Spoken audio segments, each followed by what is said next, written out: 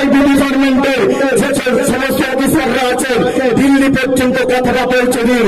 এই দেশের মাটিতে যজ্ঞ গ্রহণ করেছি আরাফ ফাউন্ডেশনের নেতৃত্বে, যদি খোদাই রহমান ভাইজানের নেতৃত্বে ন্যায়ের ময়দানে গিয়ে যদি জীবন দিতে হয় এই দেশের মাটিতে আমাদের ক্ষতিগ্রস্ত করা হবে।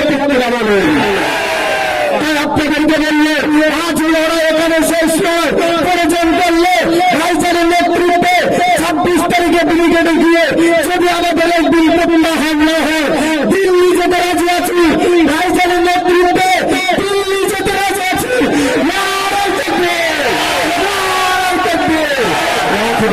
আলহামদুলিল্লাহ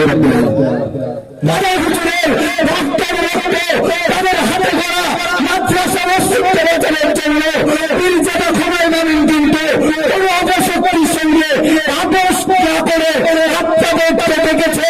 পীরজাদা খোদাই মামিন ভাইজানের নেতৃত্বে আগামী 26 তারিখে কে কে কলকাতায় যেতে তৈরি আছে?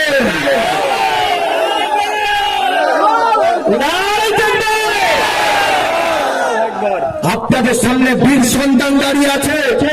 বসিরহাটের অনেক মানুষ ভাবছিল খোদাই মামিন সাহেব তিনি প্ররোচনা দিয়ে দাঙ্গা বাঁধাবে, খোদাই মামিন সাহেব তিনি পেছিয়ে দিয়েছেন হাজার হাজার মানুষকে নিয়ে।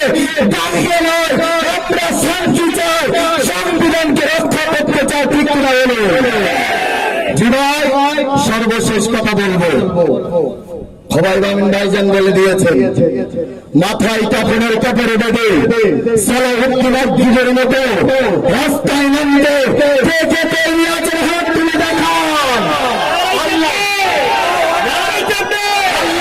হাত তুলে বলেন আল্লাহ, আমরা তো প্রিয় হাবিবের সঙ্গে বদরের প্রান্তরে যেতে পারিনি, উহুদের যুদ্ধে যেতে পারিনি, কিন্তু যোগ্য নেতার নেতৃত্বে আল্লাহ আমরা মসজিদকে বাঁচানোর জন্য, কবরস্থানকে বাঁচানোর জন্য আল্লাহ আমরা লড়াইয়ের ময়দানে গিয়েছিলাম।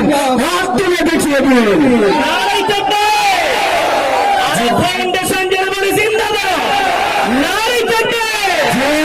সেই জন্য বলবো আকাবিরে দিনদের ইতিহাসটা পড়বেন। তারা লড়াই সংগ্রাম করেছিল বলে স্বাধীন ভারতে এখনো পর্যন্ত বেঁচে আছি। অর্থাৎ আমরা যে হিসেবে বেঁচে আছি কিসের মতো বলেন তো? বিড়ালের মতো।